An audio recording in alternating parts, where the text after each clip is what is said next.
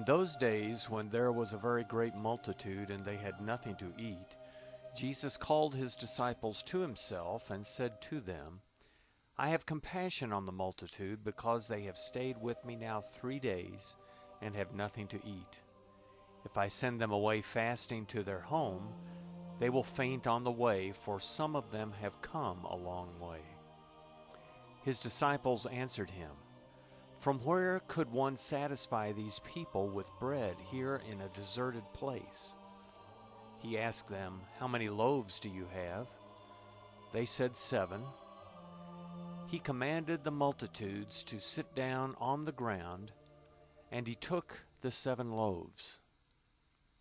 Having given thanks, he broke them and gave them to his disciples to serve, and they served the multitude. They had a few small fish. Having blessed them, he said to serve these also. They ate and were filled. They took up 7 baskets of broken pieces that were left over. Those who had eaten were about 4,000. Then he sent them away. Immediately he entered into the boat with his disciples and came into the region of Dalmanutha. The Pharisees came out and began to question him, seeking from him a sign from heaven and testing him. He sighed deeply in his spirit and said, Why does this generation seek a sign? Most certainly I tell you, no sign will be given to this generation. He left them, and again entering into the boat, departed to the other side. They forgot to take bread, and they didn't have more than 1 loaf in the boat with them. He warned them, saying, Take heed, beware of the yeast of the Pharisees and the yeast of Herod. They reasoned with one another, saying, It's because we have no bread.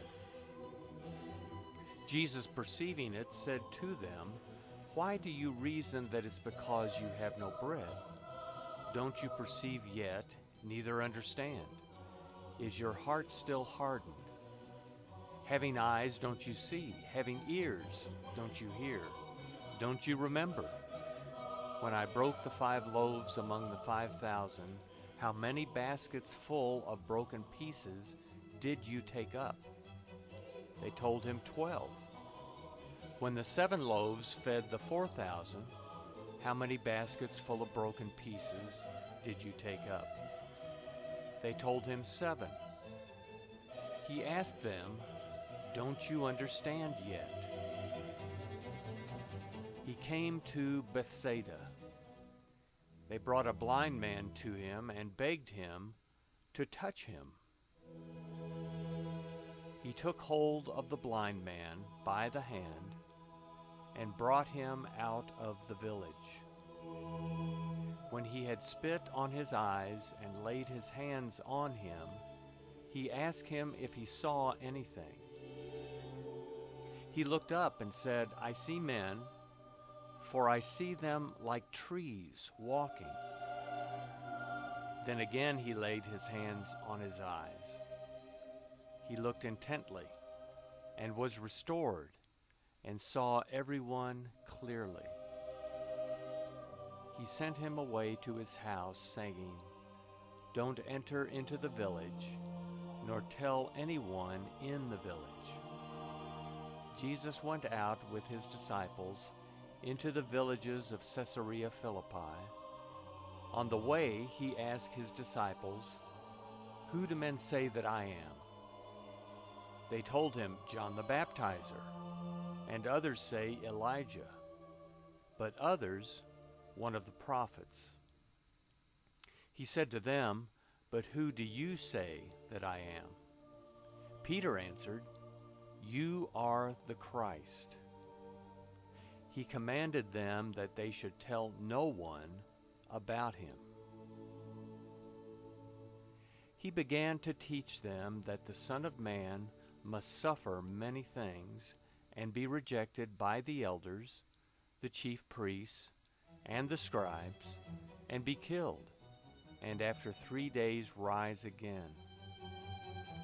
He spoke to them openly. Peter took him and began to rebuke him. But he, turning around and seeing his disciples, rebuked Peter and said, "Get behind me, Satan, for you have in mind not the things of God, but the things of men." He called the multitude to himself with his disciples and said to them, "Whoever wants to come after me, let him deny himself and take up his cross and follow me. For whoever wants to save his life will lose it, and whoever will lose his life for my sake and the sake of the good news will save it. For what does it profit a man to gain the whole world and forfeit his life? For whoever will be ashamed of me and of my words in this adulterous and sinful generation, the Son of Man also will be ashamed of him when he comes in his Father's glory with the holy angels."